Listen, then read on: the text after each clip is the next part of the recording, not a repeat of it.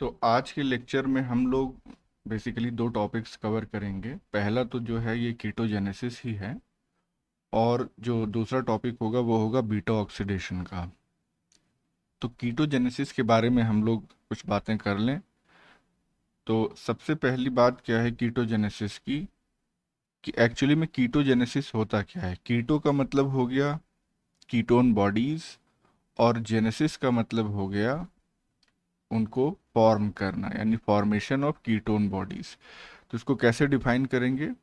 It is the formation of ketone bodies from excess acetyl coenzyme A molecules in mitochondria of liver cells। तो specially जो कीटोजेनेसिस की process होती है वो कहाँ पे होती है? लिवर सेल्स में होती है। और ये एसिटाइल कोएंजाइम ए ये कैसे तैयार होता है? अगर याद हो आपको तो पायरुविक एसिड जो है वो माइटोकॉन्ड्रिया में जाता था, और लिंक रिएक्शन के दौरान पायरुविक एसिड से ही ये एसिटाइल कोएंजाइम ए मॉलिक्यूल तैयार होता था। इसमें कितने कार्बन्स होते थे? दो कार्बन्स। अब सवाल ये आता है कि ये एसिटाइल कोएंजाइम एक्सेस में होगा तभी वो कीटोन बॉडीज के फॉर्मेशन में पार्टिसिपेट करेगा। तो एक्सेस में कब होगा, सवाल ये है। तो एक चीज़ जान लीजिए कि मोस्टली जो एसिटाइल कोएंजाइम ए मॉलिक्यूल्स होते हैं वो खर्च हो जाते हैं, दे आर यूज्ड अप। कहाँ पे खर्च होते हैं? टीसीए साइकिल में, जिसको क्रेब्स साइकिल भी कहते हैं, या फिर फैटी एसिड्स की अगर सिंथेसिस करनी हो तो उस दौरान भी ये खर्च हो जाते हैं।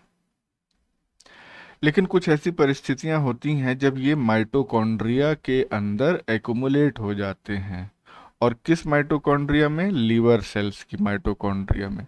और जब ये एक्युमुलेट होते हैं तो फिर ये कीटोजेनेसिस में पार्टिसिपेट करते हैं। किसकी बात कर रहे हैं हम? एसिटाइल कोएंजाइम ए की। अब सवाल आता है कि कीटोन बॉडीज क्या हैं। तो कीटोन बॉडीज ऐसे मॉलिक्यूल्स हैं या ऐसा ग्रुप ऑफ मॉलिक्यूल्स है जिसमें कुछ स्पेसिफिक मेंबर्स आते हैं। जैसे सबसे पहला है एसिटो एसिटेट, दूसरा है बीटा हाइड्रोक्सी ब्यूटाइरेट, और तीसरा है एसीटोन। तो ये तीन नाम याद रखने हैं। ये तीनों क्या हैं? They are ketone bodies.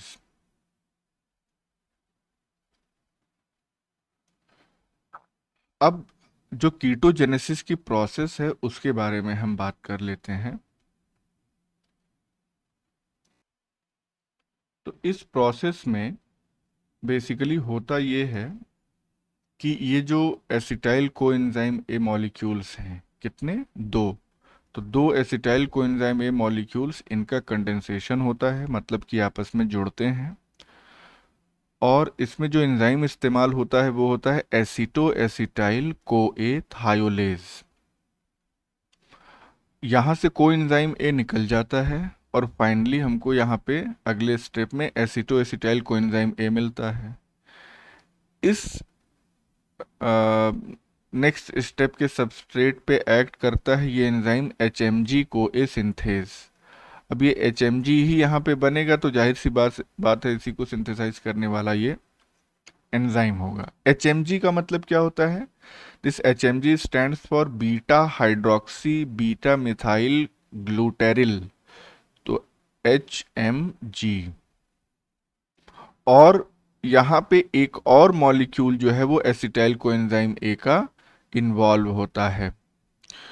तो दो एसिटाइल कोएंजाइम ए, और हमको मालूम है कि एसिटाइल कोएंजाइम ए दो कार्बन का है, तो दो मिलेंगे तो ये प्रोडक्ट जो होगा वो चार कार्बन का होगा।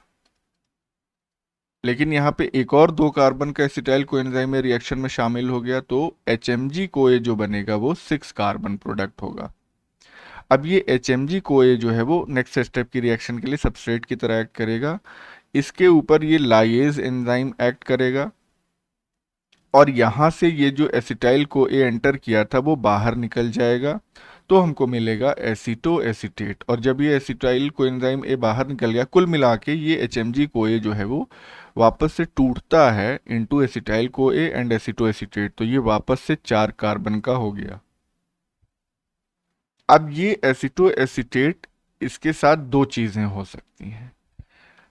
या तो एसिटो एसिटेट कैन अंडरगो डीकार्बोक्सिलेशन, जिसको हम स्पॉन्टेनियस डीकार्बोक्सिलेशन कह रहे हैं, यानी कि इसमें से एक CO2 निकल गया।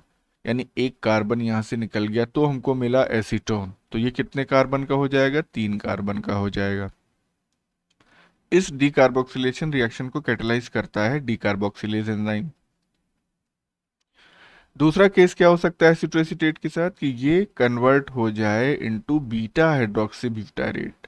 तो हमारे पास एसीटोन आ गया, बीटा हाइड्रोक्सी ब्यूटारेट आ गया, एसीटोएसीटेट, यानी कि ये सारे क्या हैं, they are all ketone bodies. अच्छा, ये जो कन्वर्जन है this is catalyse by dehydrogenase enzyme, और यहाँ पे एक NADH का मॉलिक्यूल जो है वो इन्वॉल्व होता है। किसी तरह के कार्बन का एडिशन या कार्बन का रिमूवल नहीं हो रहा है, तो इट विल कंटेन 4 कार्बन्स। तो ये सिंपल सी 4 स्टेप्स की रिएक्शन है जो कि कीटोजेनेसिस कहलाती है। बाकी यहाँ पे एक समरी भी दी हुई है इसकी, उसको भी हम एक बार रीड आउट कर दे रहे हैं कि कीटोन बॉडी फॉर्मेशन में हो क्या रहा है कि when acetyl co A accumulates, तो ये यहाँ पे इकट्ठा हुआ, thiolase catalyses the condensation of 2 acetyl CoA molecules to acetoacetyl CoA. ये हमने बताया थायोलेज है, कंडेंसेशन को कैटेलाइज कर रहा है। एसिटोएसिटाइल कोए gives 6 carbon compound HMG CoA which in the presence of HMG CoA lyase gives acetoacetate and acetyl CoA. तो HMG कोए इस एंजाइम की लाइस के प्रेजेंस में एसिटाइल कोए देगा और एसिटोएसिटेट देगा। Acetoacetate is reversibly reduced into beta hydroxy butyrate and also decarboxylated into acetone. तो ये ध्यान रखना है कि ये रिवर्सिबल रिडक्शन है, यानी कि बीटा हाइड्रोक्सी ब्यूटारेट से वापस एसिटोएसिटेट बन सकता है। चलिए अब आगे देखते हैं कीटोन बॉडीज का जो फॉर्मेशन है वो कब बढ़ जाता है। 2 कंडीशंस में, एक तो बॉडी में जब स्टारवेशन हो रहा हो, बहुत देर तक खाने को कुछ ना मिला हो। देखिए डाइटिंग करना अलग चीज होती है और स्टारवेशन करना अलग होता है। स्टारवेशन का मतलब कुछ भी नहीं नसीब हो रहा है मुंह में डालने के लिए पानी के अलावा, इनफैक्ट कई बार तो पानी भी नहीं मिलता। और दूसरी कंडीशन क्या हो सकती है जब कीटोन बॉडीज बढ़ जाएं शरीर में, तो उसको अनकंट्रोल्ड डायबिटीज की कंडीशन में वो हो सकता है। और ऐसी कंडीशन में बेसिकली स्टारवेशन या अनकंट्रोल्ड डायबिटीज की कंडीशन में होता क्या है कि जो एसिटाइल कोएंजाइम ए है वो एक्यूमुलेट होता रहता है। क्यों? क्योंकि किसी तरह की फैटी एसिड्स का फॉर्मेशन इस दौरान नहीं होगा। इन कंडीशंस में बॉडी एक तरह से स्ट्रेस में है, तो नए फैटी एसिड्स का निर्माण नहीं होगा। अगर नहीं फॉर्मेशन होगा तो एसिटाइल को एक खर्च नहीं होगा, खर्च नहीं होगा तो एक्यूमुलेट होगा, और जब एक्सेस हो जाएगा तब कीटोन बॉडीज का फॉर्मेशन होने लगेगा। जब कीटोन बॉडीज एक्सेस हो जाती हैं तो एक कंडीशन होती है जिसको हम कहते हैं एसिडोसिस। एसिडोसिस का मतलब क्या है कि ब्लड पीएच जो है वो कम हो गया, जो कि बहुत घातक सिचुएशन होती है। ब्लड पीएच कम होने का मतलब ये हो गया कि आपकी ब्लड की एसिडिटी बहुत बढ़ गई। ये ऐसा होता क्यों है, ब्लड पीएच कम क्यों होता है? Due to increased levels of ketone bodies. तो अगर कीटोन बॉडीज इंक्रीज कर जाएंगे ब्लड में तो ब्लड का पीएच कम हो जाएगा, ब्लड की एसिडिटी बढ़ जाएगी। इस कंडीशन को हम एसिडोसिस कहेंगे। और ये कीटोन बॉडीज कौन सी हैं? एसिटोएसिटेट है, बीटा हाइड्रोक्सी ब्यूटारेट है। कहाँ पे? ब्लड में। एक और कंडीशन, अभी तो हमने एसिडोसिस देखा, दूसरी कंडीशन कहलाती है कीटोसिस। और ये कीटोसिस जो है इसमें फिर से 2 सब कंडीशंस जो है वो इन्वॉल्व होती हैं। पहले को हम कहते हैं कीटोनीमिया। कीटोनीमिया का मतलब कि ब्लड में बहुत ही ज़्यादा मात्रा में कीटोन बॉडीज प्रेजेंट हो गई हैं। एसिडोसिस तो शुरुआत है, वहाँ तो ब्लड में कीटोन बॉडीज अभी धीरे धीरे एक्युमुलेट हो रही हैं, लेकिन जब बहुत ज़्यादा हो जाएंगी तब उस कंडीशन को हम कीटोनीमिया कहेंगे। अच्छा, ब्लड में ये ध्यान रखिएगा, नॉर्मल लेवल क्या होता है कीटोन बॉडीज का in the blood? Less than 3 milligram पर 100 ml ऑफ ब्लड। लेकिन कीटोनीमिया के कंडीशन में क्या लेवल होता है? 90 mg पर 100 ml ब्लड। बहुत ज़्यादा है, मतलब आप समझ लीजिए 30 गुना हो जाता है कीटोन बॉडीज के लेवल इन द ब्लड, तब हम उसको कीटोनीमिया कहते हैं। दूसरी कंडीशन, दूसरी सब कंडीशन जो है वो कीटोन्यूरिया है। तो इसमें क्या है, बहुत ज़्यादा मात्रा में अगर कीटोन बॉडीज़ यूरिन से निकलने लगे, जाहिर सी बात है ब्लड में जब बहुत ज़्यादा होगा कीटोन बॉडीज़ तो किडनी उसको फिल्टर करके बाहर निकालने की ही कोशिश करेगी, तो फिर यूरिन में भी हमको बहुत ज़्यादा मात्रा में कीटोन बॉडीज़ मिलेंगी। नॉर्मल जो रेट है कीटोन बॉडीज़ के रिमूवल का वो है लेस देन 125 mg पर 24 आवर, मतलब 24 घंटे में हमारी किडनी 125 mg कीटोन बॉडीज को शरीर से बाहर करती है। लेकिन कीटोन्यूरिया के केस में 5000 मिलीग्राम कीटोन बॉडीज को हर 24 घंटे या पूरे एक दिन में किडनीज को बाहर करना पड़ता है। तो किडनी से ऊपर कितना एक्सेसिव लोड है ये भी आप समझ सकते हैं। तो ये जो दोनों कंडीशंस हैं एक दूसरे से लिंक्ड हैं और इसीलिए इनको एक साथ कीटोसिस कहते हैं। अब क्या कीटोन बॉडीज नुकसान ही पहुंचाते हैं? अगर नुकसान ही पहुंचाते हैं तो फिर उनका फॉर्मेशन क्यों होता है? तो ऐसा नहीं है, कुछ फायदे भी हैं उसके। कई टिश्यूज हमारी बॉडी में ऐसे हैं जो कि कीटोन बॉडीज को एनर्जी प्रोडक्शन के लिए इस्तेमाल करते हैं, जैसे कार्डियक मसल्स यानी हार्ट की हमारी मसल्स, स्केलेटल मसल्स यानी वॉलंटरी मसल्स जो हम अपनी इच्छा के अनुसार मूव कर सकते हैं, ब्रेन, बहुत इंपॉर्टेंट बात है। और ब्रेन तब कीटोन बॉडीज पे स्विच करता है जब बहुत प्रोलॉन्ग्ड स्टारवेशन हो, यानी बहुत समय से कुछ खाने पीने को न मिला हो, तो भाई जिंदा रहने के लिए कुछ तो अल्टरनेट उपाय करने पड़ेंगे। तो उस कंडीशन में कीटोन बॉडीज का इस्तेमाल brain as a source of energy करता है। अब इसकी मैकेनिज्म क्या है वो हम देख लेते हैं कि कैसे कीटोन बॉडीज इन टिश्यूज में यूटिलाइज होती हैं फॉर एनर्जी प्रोडक्शन। तो देखिए, बीटा हाइड्रोक्सी ब्यूटारेट ये एक कीटोन बॉडी है। ये कन्वर्ट हो जाती है एसीटो एसीटेट में, जैसा कि हमने बताया पिछले इस तरह की रिएक्शन में जब फॉर्मेशन हो रहा था कि ये रिवर्सिबल रिएक्शन थी, वहाँ पे एसीटो एसीटेट से बीटा हाइड्रोक्सी ब्यूटारेट बन रहा था। यहाँ बीटा हाइड्रोक्सी ब्यूटारेट से एसीटो एसीटेट बन रहा है और इस दौरान एक NADH का फॉर्मेशन होता है। तो NADH अच्छी बात है, बनेगा तो यही ऑक्सीडेटिव फॉस्फोराइलेशन के दौरान ATP प्रोडक्शन में हेल्प करेगा। एंजाइम कौन सा इस्तेमाल होता है यहाँ पे? डिहाइड्रोजिनेज। अब ये एसीटो एसीटेट जो है ये फिर कन्वर्ट होता है एसीटो एसिटाइल कोएंजाइम ए में, और इस दौरान एक मॉलिक्यूल सक्सिनाइल कोएंजाइम ए का खर्च होता है और सक्सिनेट में कन्वर्ट होता है। तो ये जो को ए ग्रुप है इससे अटैच्ड सक्सिनाइल कोएंजाइम ए से, वो यहाँ पे आके अटैच हो जाता है एसीटो एसिटाइल से। एंजाइम जो इस्तेमाल होता है यहाँ पे वो है बीटा कीटो एसिटाइल को ए ट्रांसफेरेज। तो ग्रुप ट्रांसफर रिएक्शन कैटेलाइज करता है, यानी कि कोएंजाइम एक ग्रुप को यहाँ से निकाला और यहाँ पे जोड़ दिया। फिर ये एसिटोएसिटाइल कोएंजाइम ए कन्वर्ट हो जाता है दो मॉलिक्यूल्स ऑफ एसिटाइल कोएंजाइम ए में। तो अभी तो यहाँ पे एक ही कोएंजाइम ए है, एक और कोएंजाइम ए आके यहाँ पे अटैच हो गया और एंजाइम इस्तेमाल हुआ थायोलेज। तो दो मॉलिक्यूल्स हमारे पास एसिटाइल कोएंजाइम ए के बन गए। अब इसका जो जो भी टिश्यू है वो इस्तेमाल कर लेगा इन दी क्रेब्स साइकिल। एक चीज यहाँ पे ध्यान देनी है आपको कि लीवर में ये वाला जो एंजाइम है, ये beta keto acetyl coenzyme transferase, ये एब्सेंट होता है। इसीलिए लीवर सेल्स जो हैं वो कीटोन बॉडीज को एनर्जी सोर्स की तरह इस्तेमाल नहीं कर सकती हैं। ठीक है, तो ये तो बातें हो गई कीटोजेनेसिस की। अब हम बात करते हैं अगले टॉपिक की, यानी कि बीटा ऑक्सीडेशन। बीटा ऑक्सीडेशन किसका? सैचुरेटेड फैटी एसिड्स का। और पहले हम बात करेंगे ऐसे सैचुरेटेड फैटी एसिड की जिसमें even number of carbon atoms होते हैं। इवन नंबर मतलब सम संख्या, 2, 4, 6, 8, 10, 12, इस तरह से जो संख्याएं होती हैं उनको हम इवन नंबर कहते हैं। ऑड नंबर का मतलब क्या हो गया? 1, 3, 5, 7, 9, 11 लाइक दिस। तो जो 2 से डिवाइड हो जाए वो इवन नंबर है, जो 2 से डिवाइड ना हो वो ऑड नंबर है।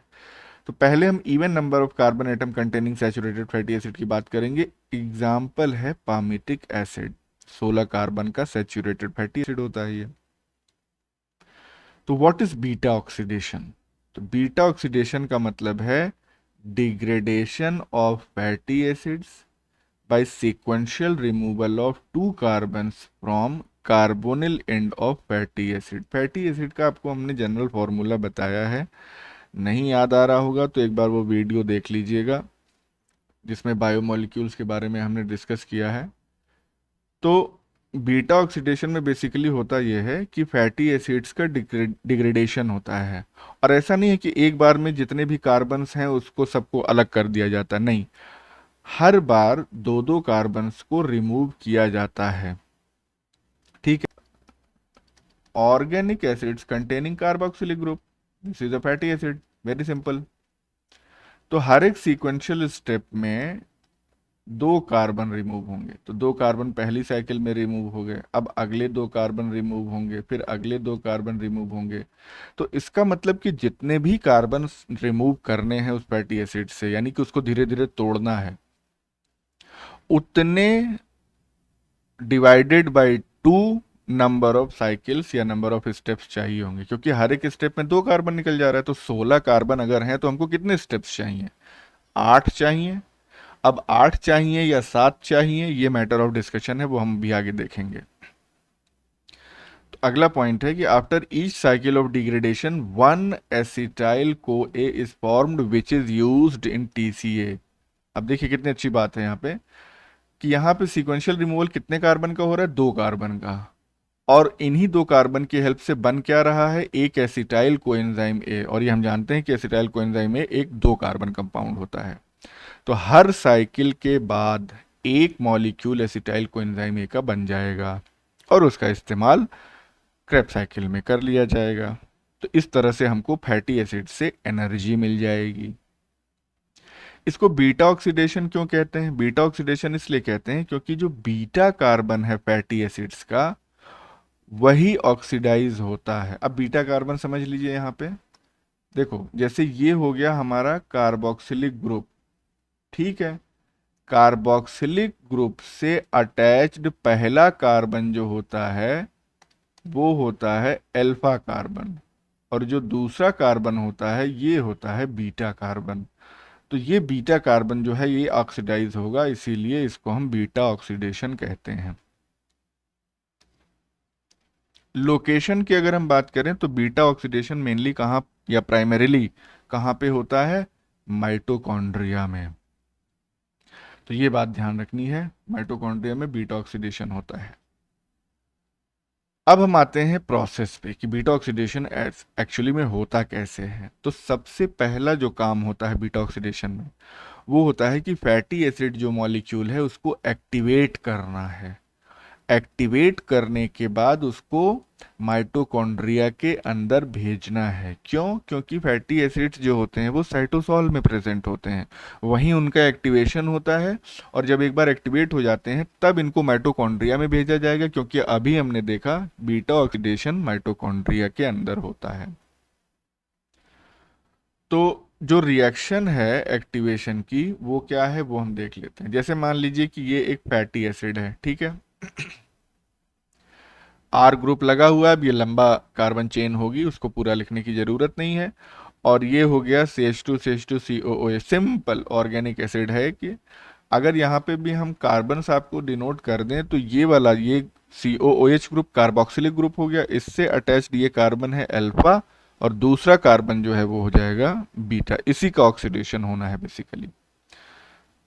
तो फैटी एसिड इससे को एंजाइम ए जुड़ेगा, कहाँ पे? साइटोसॉल। ये सारी रिएक्शन साइटोसॉल में हो रही है। क्या? Activation of fatty acid cytosol में चल रहा है। ये साइटोसॉल में को एंजाइम ए मौजूद रहता है जो फैटी एसिड से जुड़ता है। इस दौरान एक एटीपी खर्च होता है, और एंजाइम जो इस रिएक्शन को कैटलाइज करता है उसको एसाइल कोए लाइगेज, लाइगेज मतलब जोड़ने का काम, सिंथेटेज बनाने का काम, थायोकाइनेज। थायोकाइनेज का मतलब ये हो गया कि अगर सल्फर अटैच कर रहा है किसी भी ग्रुप से तो थायो लगाएंगे वहां पे।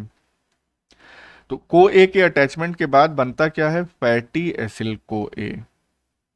अब यहाँ पे आप देख लीजिए, यहाँ तक तो ग्रुप सेम है फैटी एसिड का, लेकिन यहाँ पे एस को ए, एस सल्फर ग्रुप है इसीलिए थायो यहाँ पे लगा हुआ है। ये पूरा कंपाउंड जो है इसको कहते हैं फैटी एसाइल कोएंजाइम ए। फिर AMP और PPI ये बच गए, कहाँ से बचे? ATP से बचे।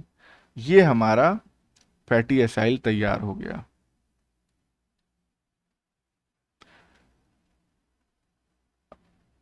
अब ये जो एक्टिवेशन है फैटी एसिड का ये कहाँ पे होगा? साइटोसॉल में, अभी बताया हमने। लेकिन जो ऑक्सीडेशन होगा वो माइटोकॉन्ड्रिया में होगा। ठीक है, ध्यान दीजिए, ये जो फैटी एसाइल कोएंजाइम ए तैयार हुआ, ये अब कहाँ जाएगा, यानी कि ये एक्टिवेटेड फैटी एसाइल कोए है ना, इसको अब जाना है माइटोकॉन्ड्रिया के अंदर ताकि बीटा ऑक्सीडेशन में पार्टिसिपेट करे। लेकिन समस्या है, समस्या ये है कि ये जो फैटी एसाइल कोएंजाइम ए है, ये डायरेक्टली जो है इनर माइटोकॉन्ड्रियल मेम्ब्रेन को क्रॉस नहीं कर सकता। लिए चाहिए इसको एक स्पेशल कैरियर जिसको हम कहते हैं कार्निटीन। अब ये कार्निटीन मॉलिक्यूल जो है उसका काम है फैटी एसाइल कोएंजाइम ए को एक्टिवेट कराना। कार्निटीन क्या है, basically beta hydroxy gamma trimethyl ammonium butyrate. नाम याद रखें तो ठीक है, अदरवाइज कार्निटीन भी याद रखें तो काम चल जाएगा। तो ये एक स्पेशल मॉलिक्यूल है जो इस फैटी एसाइल कोएंजाइम ए को इनर माइटोकॉन्ड्रियल मेम्ब्रेन से क्रॉस करा के माइटोकॉन्ड्रियल मैट्रिक्स तक पहुंचाता है।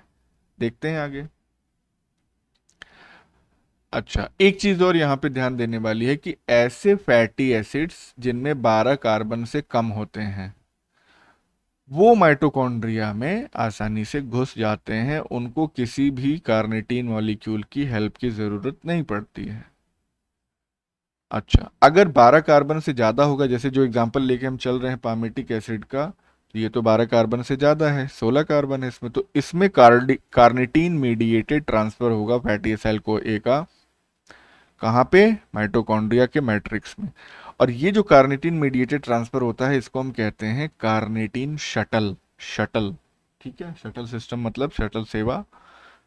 तो ये कार्निटीन शटल बेसिकली है क्या, इसको देख लेते हैं हम। ये देखो, this is the carnitine shuttle. अब यहाँ होता ये है कि ये वाला जो इलाका है, ये कौन सा इलाका है, इंटर मेम्ब्रेन स्पेस, यानी कि इनर और आउटर माइटोकॉन्ड्रियल मेम्ब्रेन के बीच का जो स्पेस है वो है। यहाँ पे ये कार्निटीन मॉलिक्यूल है, ये carnitine molecule fatty acyl coenzyme A से जुड़ेगा, यहाँ से कोएंजाइम ए निकल जाएगा जो कि साइटोप्लाज्म में पड़ा रहेगा अगले फैटी एसिड मॉलिक्यूल को एक्टिवेट करने के लिए। और फैटी एसाइल जो है वो कार्निटीन से जुड़ गया तो बना फैटी एसिल कार्निटीन। इस रिएक्शन को कैटलाइज करने का एंजाइम होता है कार्निटीन एसाइल ट्रांसफेरेज 1। ये कहाँ लोकेटेड होता है, इन आउटर माइटोकॉन्ड्रियल मेम्ब्रेन। अब ये फैटी एसाइल कार्निटीन जो है वो इंटर मेम्ब्रेन स्पेस में से होता हुआ ये आएगा, क्रॉस करेगा इनर माइटोकॉन्ड्रियल मेम्ब्रेन को। लेकिन क्रॉस कराने के लिए जो इसको चाहिए कैरियर, वो है ये, दिस इज द कैरियर। यहाँ पे भी यहाँ दिखाया गया है। तो ये कैरियर प्रोटीन है, दोनों सेम दिखाया गया है, चाहे इसकी बात करें इसकी बात करें। कैरियर प्रोटीन, ये कैरियर प्रोटीन बेसिकली है क्या, it is carnitine acyl carnitine translocase, यानी कि कार्निटीन को और एसाइल कार्निटीन को दोनों को ट्रांसलोकेट कराती है। कैसे, अभी देख लेते हैं। ये फैटी एसिल कार्निटीन जो है इस कैरियर प्रोटीन के थ्रू होता हुआ अंदर चला गया, यहां पहुंच गया। यहां पे क्या होगा, यहां एक और एंजाइम इसके ऊपर एक्ट करेगा जिसका नाम है कार्निटीन एसाइल ट्रांसफेरेज 2। और ये कहां लोकेटेड होता है, इन दी इनर माइटोकॉन्ड्रियल मेम्ब्रेन। और किधर की तरफ, मैट्रिक्स की तरफ। तो आप देख सकते हैं ये मैट्रिक्स वाले तरफ की तरफ है, ये पूरी इनर माइटोकॉन्ड्रियल मेम्ब्रेन है। ये इधर भी हो सकता था लेकिन इधर नहीं होता है, ये मैट्रिक्स की तरफ होता है, यानी इंटर मेम्ब्रेन स्पेस की तरफ ना होकर मैट्रिक्स की तरफ होता है, क्योंकि यहीं पे इसका मेन काम है। अब इस फैटी एसिल कार्निटीन से वापस माइटोकॉन्ड्रियल मैट्रिक्स में मौजूद कोएंजाइम में जुड़ जाता है, जिसकी वजह से क्या बनता है, फैटी एसिल कोएंजाइम ए बनता है और कार्निटीन मॉलिक्यूल अलग हो जाता है। अब ये कार्निटीन मॉलिक्यूल जो है ये जाएगा कैरियर प्रोटीन से होता हुआ वापस कहाँ, इंटर मेम्ब्रेन स्पेस कहिए या इसको साइटोसॉल कहिए, कोई दिक्कत नहीं है, क्योंकि जो आउटर मेम्ब्रेन है माइटोकॉन्ड्रिया की वो तो फ्रीली परमेबल होती है। जो कंपोनेंट साइटोसॉल में अवेलेबल होंगे वो आउटर मेम्ब्रेन को क्रॉस करके इंटर मेम्ब्रेन स्पेस में भी पहुंच जाएंगे। तो ये साइटोसॉल से आप इक्वेट कर सकते हैं इसको। तो ये तो था शटल मैकेनिज्म, कार्निटीन शटल जिसको हम कहते हैं, जिसके थ्रू फैटी एसाइल को एंजाइम ए जो साइटोसॉल में बना वो माइटोकॉन्ड्रिया में भेज दिया जाता है। ये पहुंच गया माइटोकॉन्ड्रिया में। अब जब ये पहुंच गया माइटोकॉन्ड्रिया में तब एक्चुअली में बीटा ऑक्सीडेशन शुरू होगा। तो देखते हैं। अब आता है बीटा ऑक्सीडेशन। इसमें 4 स्टेप्स होते हैं जो कि बार बार रिपीट होते हैं, क्योंकि हर एक ये चारों स्टेप्स मिलके 2 कार्बन रिमूव कर देते हैं, लेकिन दो दो करके बहुत सारे कार्बन रिमूव करने हैं। तो ये चारों स्टेप्स बार बार रिपीट होते हैं। अब कौन कौन से स्टेप्स हैं? पहला स्टेप जो है वो ऑक्सीडेशन का है। तो ये एसाइल कोएंजाइम में आ गया अंदर माइटोकॉन्ड्रिया में। अब इस पे एक्ट करेगा ये डिहाइड्रोजिनेज एंजाइम, और जिसकी वजह से एफएडी मॉलिक्यूल से क्या सिंथेसाइज होगा? FADH2, यानी रिड्यूसिंग पावर एक तरह की यहाँ पे सिंथेसाइज हो गई। और प्रोडक्ट यहाँ पे क्या बनेगा? अल्फा बीटा इनोइल को एंजाइम ए। ठीक है भाई, यहाँ से H2 निकल गया तो यहाँ डबल बॉन्ड आ गया, और इसको अब हम कह रहे हैं अल्फा बीटा इनोइल को एंजाइम ए। पहला स्टेप ये ऑक्सीडेशन हो गया। ठीक है, यानी एसाइल कोएंजाइम में ऑक्सीडाइज। तो अगला जो स्टेप है वो क्या है? वो है हाइड्रेशन। हाइड्रेशन में बेसिकली क्या होता है? अल्फा बीटा इनोइल को एंजाइम ए जो है पिछले स्टेप का जो प्रोडक्ट था, इसके ऊपर हाइड्रेटेज एंजाइम एक्ट करता है, और उसमें एक मॉलिक्यूल जो है वो वाटर का ऐड हो जाता है। तो यहाँ पे एक मॉलिक्यूल हम वाटर का दिखा दे रहे हैं भाई, चलिए। 1 molecule of water is added here. ठीक है, तो आप देख सकते हैं यहाँ पे ये जो डबल बॉन्ड था ये फिर रिमूव हो गया, यहाँ पे OH ग्रुप आ गया और H एक एक्स्ट्रा मिल गया इसको। अब बना क्या? 3 हाइड्रोक्सी एसाइल को एंजाइम ए। ये है सेकंड स्टेप का प्रोडक्ट। अब ये सेकंड स्टेप का प्रोडक्ट जो है वो थर्ड स्टेप के रिएक्टेंट की तरह एक्ट करेगा। तो थर्ड स्टेप क्या है? फिर से ऑक्सीडेशन। ऑक्सीडेशन में क्या हो रहा है देखिए। अब ये जो 3 हाइड्रोक्सी एसाइल कोएंजाइम ए है, इसमें हम देख सकते हैं कि ये अल्फा है कार्बन और ये बीटा कार्बन है। इस को 3 हाइड्रोक्सी एसाइल कोएंजाइम ए के ऊपर एक्ट करेगा डिहाइड्रोजिनेज एंजाइम। तो ऑक्सीडेशन लिखा है या डिहाइड्रोजिनेशन लिखा है तो उसका मतलब वही है।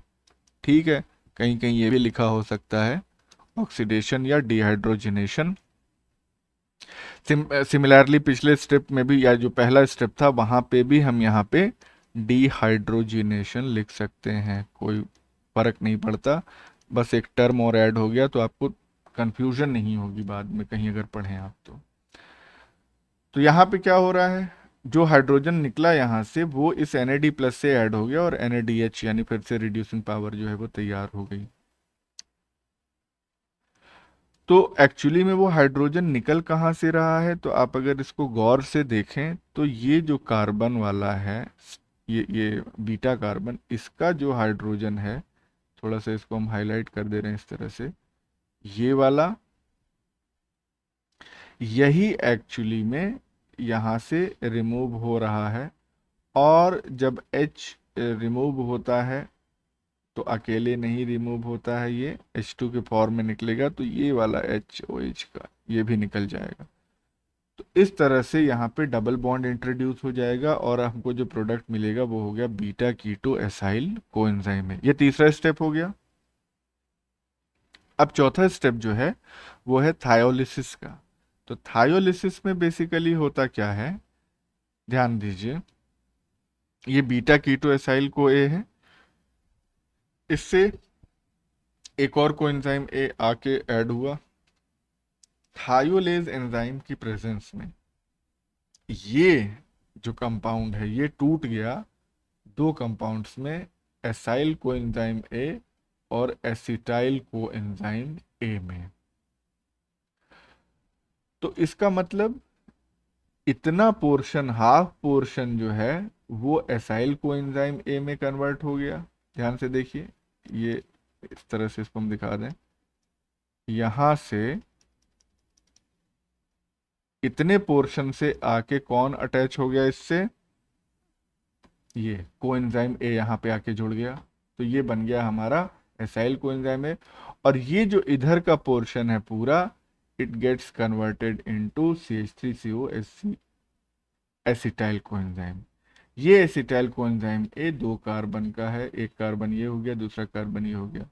एसाइल कोएंजाइम ए में अभी भी आर ग्रुप मौजूद है, यानी कि इसमें से 2 कार्बन तो निकल गए, ठीक है, ये एसिटाइल कोए के फॉर्म में, लेकिन अभी बाकी और कार्बन इसमें बचे हुए हैं।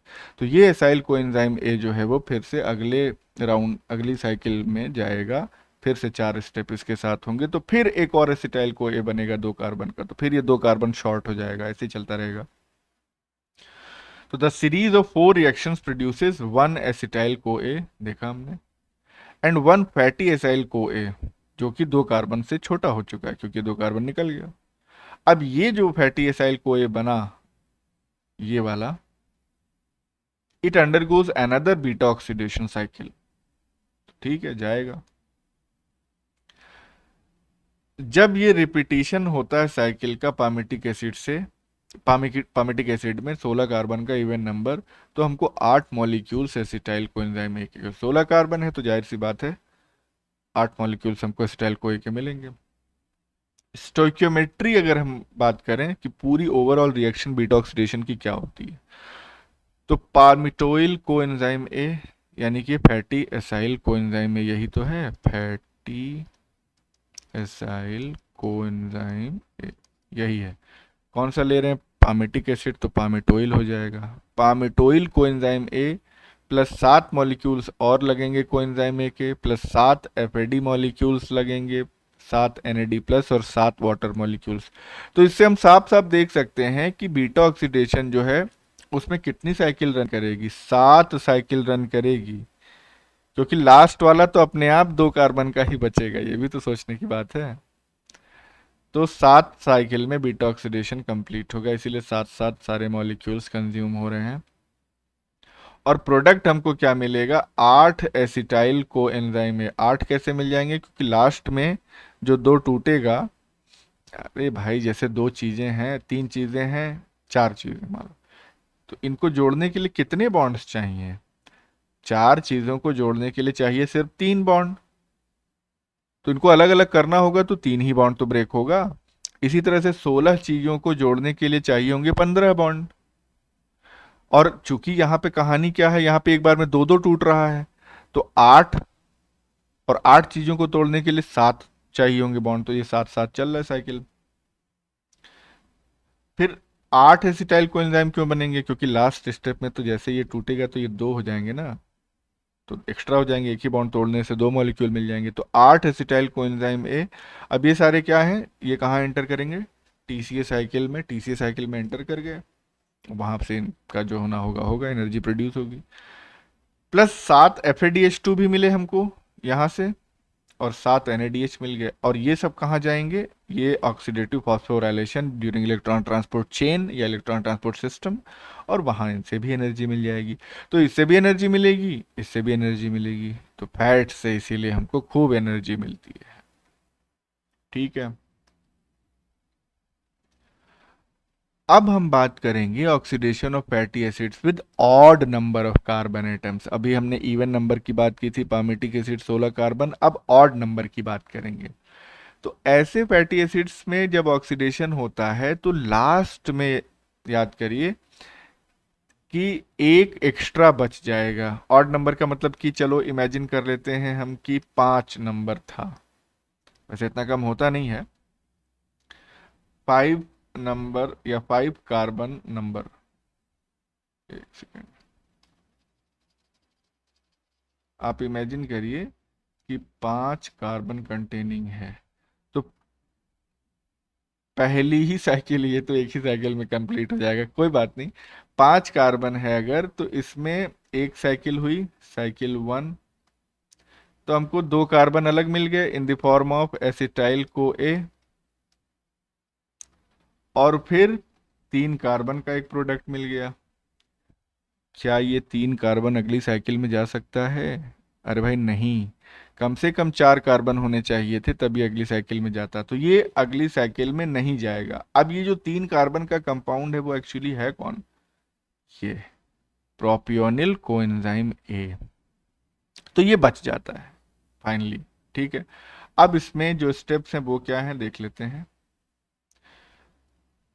तो हाँ, एक्चुअली में अब हम ये जब बचता है तो इसके साथ क्या होता है ये हमको देखना है बेसिकली, बाकी इनके साथ क्या हुआ ये तो हम देख ही चुके हैं। तो ये जो प्रोपियोनिल कोएंजाइम ए, 3 कार्बन का ये बचा, 1 2 3 कार्बन इसमें है, ये बचा, ये पार्टिसिपेट करता है अगली रिएक्शन पे, इस पे ये एंजाइम एक्ट करता है, प्रोपियोनिल को एंजाइम ए कार्बोक्सिलेज। ये एक बायोटिन डिपेंडेंट कार्बोक्सिलेशन है, यानी कि एडिशन ऑफ कार्बन। तो एटीपी खर्च होता है, एक बाइकार्बोनेट आयन खर्च होता है, और एक कार्बन इसमें ऐड हो जाता है। जब एक कार्बन यानी यहाँ पे पूरा कार्बोक्सिल ग्रुप ऐड हो गया तो आप देख सकते हैं ये वाला, तब इसको कहते हैं D methyl malonyl coenzyme A. अब ये डी फॉर्म में है, डी फॉर्म से ये कन्वर्ट होता है एल फॉर्म में। अब L methyl malonyl coenzyme A हो गया, यानी कि रेसेमाइजेशन हो गया, इसका कॉन्फ़िगरेशन इसका चेंज हो गया। और इसको करता कौन है? एपिमेरेज एंजाइम। ठीक है, ये एक टाइप की आइसोमेराइजेशन रिएक्शन है। पहले ये ग्रुप कार्बोक्सिलिक का यहाँ था, अब ये ग्रुप यहाँ चला आया तो एल फॉर्म में कन्वर्ट हो गया। अब इस L methyl malonyl coenzyme A पे methyl malonyl coenzyme A mutase act करेगा, जो कि B12 डिपेंडेंट या साइनोकोबालामीन डिपेंडेंट रिएक्शन होती है, मतलब इसके एब्सेंस में नहीं होगी रिएक्शन। ये एक रीअरेंजमेंट रिएक्शन है। तो रीअरेंजमेंट होने के बाद इस मिथाइल मेलोनिल कोएंजाइम ए से हमको फाइनली क्या मिल जाता है? सक्सिनाइल कोएंजाइम ए, जो कि 4 कार्बन का प्रोडक्ट है। अब ये भी सीधे या तो TCA साइकिल या जिसको क्रेब साइकिल कहते हैं उसमें घुस जाए, क्योंकि वहां पे हमने देखा है ऑलरेडी सक्सिनाइल कोएंजाइम ए होता है, या it can be converted into acetyl coenzyme. यानी कि अब इससे हमने कहा था 4 कार्बन जैसे ही आ जाएंगे वैसे ही फिर एक साइकिल चल जाएगी बीटा ऑक्सीडेशन की, तो दो दो कार्बन टूट जाएंगे, तो फिर 2 कार्बन जब टूटेंगे तो एसिटाइल कोएंजाइम ए बन जाएगा। ठीक है, तो ये हो गया कहानी। ऑड नंबर जब होता है फैटी एसिड्स में कार्बन का, तो वहां पे क्या प्रोसेस चलती है। अब लास्ट में बहुत छोटा सा टॉपिक, गाम omega oxidation of fatty acids देख लेते हैं। तो ओमेगा ऑक्सीडेशन क्या है? तो देखिए, ओमेगा ऑक्सीडेशन जो है बेसिकली क्या है? एक माइनर पाथवे है, यानी कि ये बहुत ज़्यादा रेगुलर बेसिस पे नहीं चलता है, कभी कभार चलता है। तो इसमें क्या होता है? इसमें भी ऑक्सीडेशन होता है टर्मिनल कार्बन का, किसके? नॉर्मल फैटी एसिड्स के। और इसकी वजह से कुछ मात्रा में, स्मॉल अमाउंट्स में, डाई कार्बोक्सिलिक एसिड्स जो है वो तैयार होते हैं। ये प्रोसेस कहाँ पे होती है ये जानना आपके लिए बेहद ज़रूरी है, तो इसको हाईलाइट करेंगे दूसरे कलर से। तो ये प्रोसेस होती है एंडोप्लाज्मिक रेटिकुलम। ठीक है, और इसको कैटेलाइज करने का काम किसका होता है? साइटोक्रोम P450, जो कि एक मोनो ऑक्सीजनेज एंजाइम है, और इस प्रोसेस में ये NADPH और ऑक्सीजन को कंज्यूम करता है। तो स्टेप्स क्या है देख लीजिए यहाँ पे। फैटी एसिड है ये, हाइड्रोक्सिलेशन होगा पहला स्टेप। इसका काम हाइड्रोक्सिलेशन का कौन करेगा? ऑक्सीडेज, मिक्स फंक्शन ऑक्सीडेज का मतलब कि ऑक्सीडेशन भी कर सकता है और हाइड्रोजन का रिमूवल भी कर सकता है। तो ये हो गया हाइड्रोक्सिलेशन। दूसरा हो गया ऑक्सीडेशन, जो जिसमें अल्कोहलिक डिहाइड्रोजिनेज एंजाइम इस्तेमाल होता है। फिर हुआ ऑक्सीडेशन अगले स्टेप में, यहाँ पे एल्डिहाइड डिहाइड्रोजिनेज एंजाइम इस्तेमाल हुआ, और फाइनली हमको फैटी डाई कार्बोक्सिलिक एसिड मिल गया। ठीक है, तो यहाँ पे हमारे पास सिर्फ एक कार्बोक्सिलिक ग्रुप था, लेकिन इन स्टेप्स के होने के बाद यहाँ पे एक ये और एक ये 2 कार्बोक्सिलिक ग्रुप्स जो है वो मिल गए। तो this is called as omega oxidation of fatty acids. तो ये टॉपिक यहाँ पे कंप्लीट हुआ।